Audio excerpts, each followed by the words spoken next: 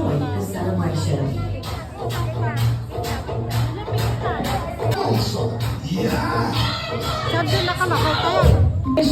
Of God's greatest gift live. This is the Mommy Marcel. Okay na. Yes, si Mommy Marcel. Yes, sabi mo tayo pangalan na anak ko ng aking surprise. Kasama mo na Willie Villanueva. Hindi yan narin. Stawin na tayo. Marcel sa buting anak. Natin ngayong hapon ito si Mom Melody.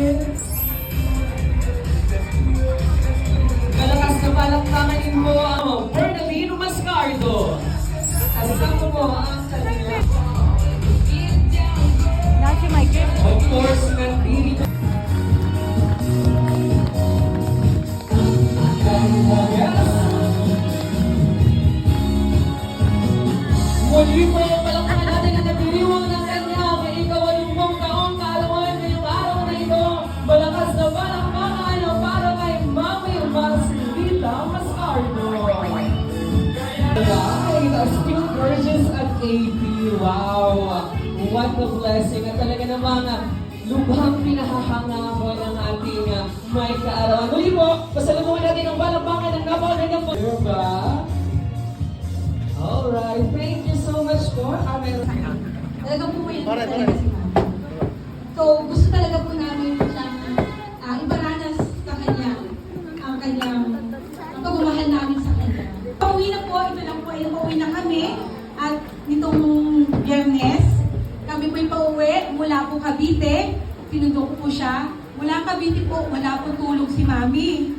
At gumising pa po ng napakaaga, ay ako puyat na puyat sa pagdadrive.